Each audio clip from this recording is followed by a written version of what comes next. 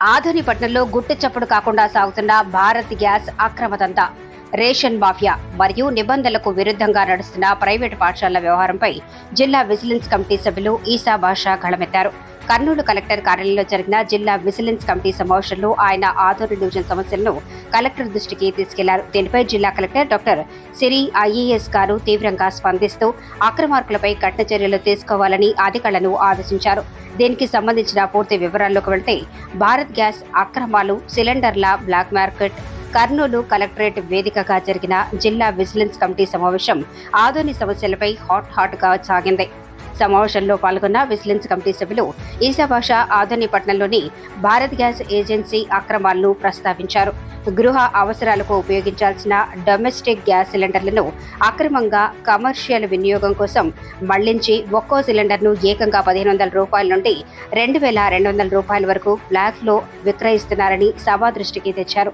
అంతేకాకుండా సామాన్య వినియోగదారుల నుండి కూడా నిర్ణీత ధర కంటే 30 నుండి 50 రూపాయలు అదనంగా వసూలు చేస్తున్నారని, హోటళ్లు మరియు కమర్షియల్ వ్యాపారాల కోసం గ్యాస్ ను ఆగమేఘాల మీద అక్రమంగా సప్లై చేస్తున్నారని ఈసా బాషా తీవ్రంగా మండిపడ్డారు.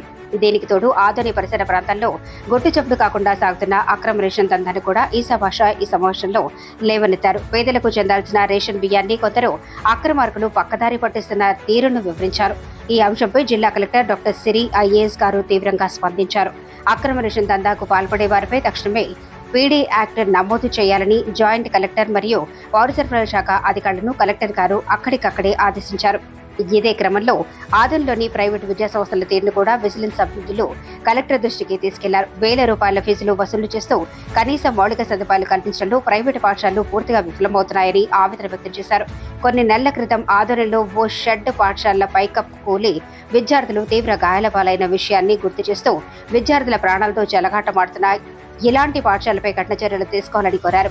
ఈ ఉన్నత స్థాయి సమావేశంలో జిల్లా కలెక్టర్ డాక్టర్ సిరి ఐఏఎస్ గారితో పాటు joint collector Noorul Qamar IAS, జిల్లా పౌర సరఫరాల శాఖ అధికారి రాజా రఘువీర్ మరియు అన్ని శాఖల ప్రభుత్వ ఉన్నతాధికారులు పాల్గొన్నారు. ఈ సమావేశం లేవనెత్తిన 3 ప్రధాన అంశాలపై కలెక్టర్ సానుకూలంగా మరియు అంతివేగంగా స్పందించారు. ప్రజలను, విద్యార్థులను ఇబ్బందులకు గురి చేసే ఏ ఒక్కరిని వదిలిపెట్టే ప్రసక్తే లేదని, తనిఖీలు ముమ్మరం చేసి అక్రమార్కులపై చట్టపరమైన చర్యలు తీసుకోవాలని జాయింట్ కలెక్టర్ మరియు సంబంధిత శాఖల అధికారులకు స్పష్టమైన ఆదేశాలు జారీ చేశారు. ఆ తర్వాత నుంచి ఈ కమర్షియల్ సిలిండర్స్ ఒక సిలిండర్కు 400, 500, 600 అంటే 2000, 2200, 2500 రూపీస్ వరకు కూడా అంటే అవకాశాన్ని బట్టి అమ్ముకుంటున్నారు మేడం. కానీ భారత్ గ్యాస్ ఏజెన్సీలో ఎక్కువ జరుగుతూ ఉందని మాకు కంప్లైంట్స్ వచ్చినాయి. మనకు హెచ్పి గ్యాస్కు వచ్చేసి 2 ఏజెన్సీస్ ఉన్నాయి మేడం.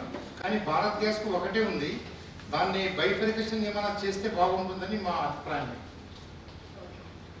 కానీ వీళ్ళు మాత్రం కమర్షియల్ సిలిండర్స్ బ్లాక్లో అమ్ముకుంటుండేది వాస్తవం మేడం. బిల్లు కూడా ఇవ్వడం లేదు మేడం. Good afternoon madam.